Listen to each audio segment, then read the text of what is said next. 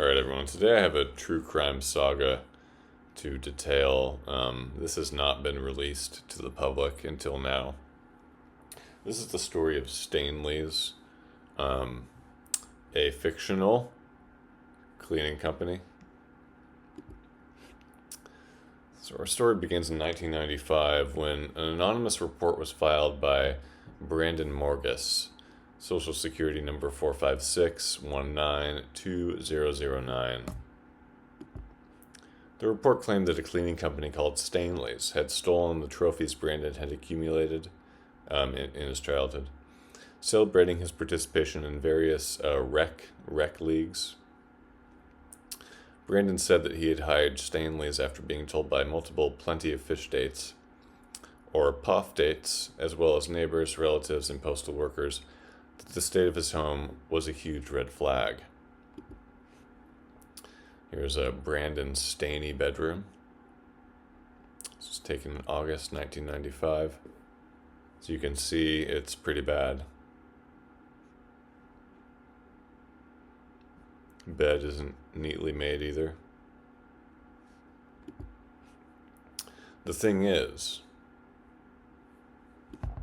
no company called Stainley's was registered in the area, or in the outlying area, or in the entire country at the time. The filthiness of Brandon's home was widely confirmed. Look at this! Jesus Christ. In October of 1995, local reporter Carlene Pratt got in touch with former Bleach executive Stanley Olson. Several of Stanley's friends had come forward to say that he had been thinking about starting a private cleaning company for some time. Though none could confirm Stainley's as the name he was planning to use for the company, 2 out of 3 of them agreed that it would have been a really great name, and also just a super clever thing to come up with in general.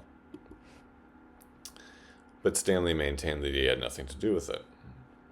Here's a picture of Stanley, as photographed in studio by Trisha Erickson, who you can find on socials at TrishPics.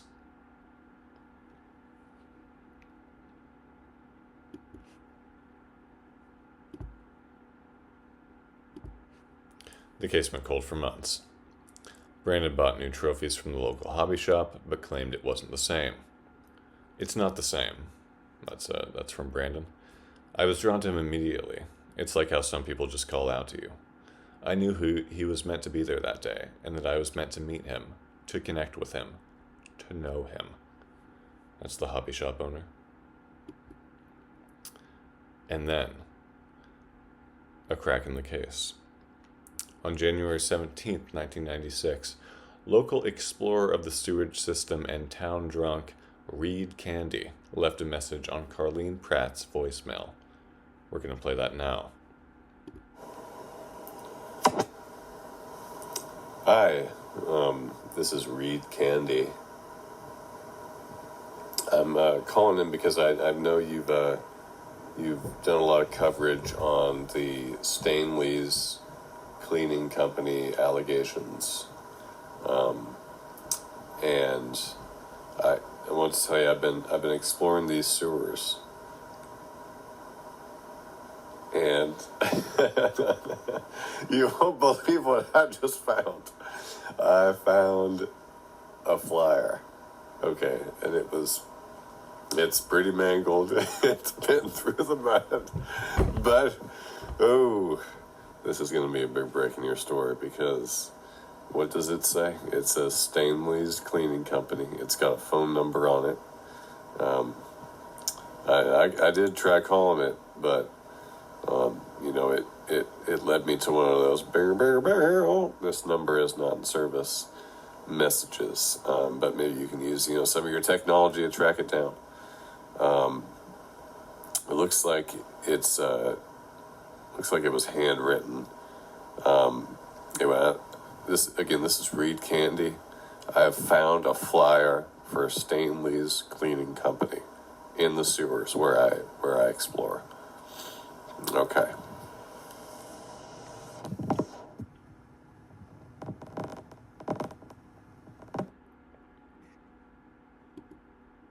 Unfortunately, Reed Candy never made it out of the sewers that day. His body was found the next morning, dehydrated. His fingers held a scrap of paper that authorities determined may or may not have been part of a flyer. When he woke up, he told of the dream he'd had in slumber, in which he was a medieval farmer tilling his field. This is why they thought to be unrelated. Colleen Pratt stopped covering the case, fearing retribution. Brandon moves on. Brandon moved on, burning the trophies he'd bought and discovering a passion for frisbee golf. It's pretty fun. That's Brandon on frisbee golf.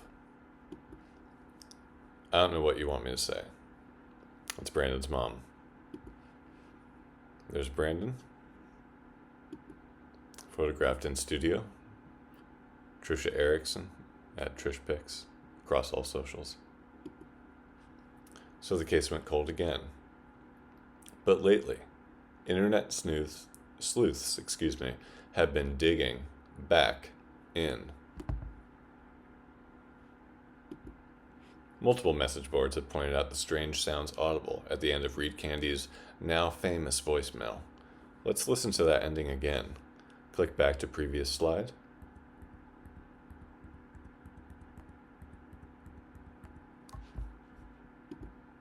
Just gonna play the ending here. Here's where I.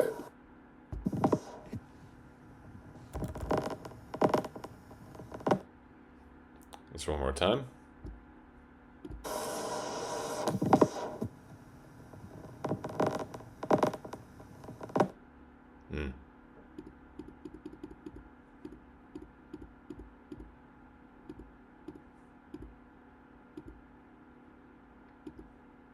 Some have speculated alien activity. Others think it's all been a plea for attention by Brandon. Many still view Stainley Olson with suspicion. Drive past his house, and you will see "Give Brandon his trophies back" spray painted about the exterior. Stanley's family is worried about his drinking. Still others wonder about the possible involvement of alien activity.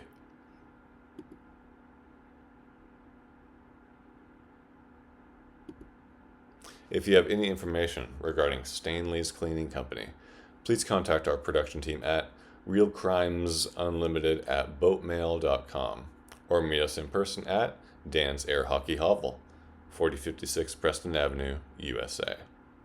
Thanks.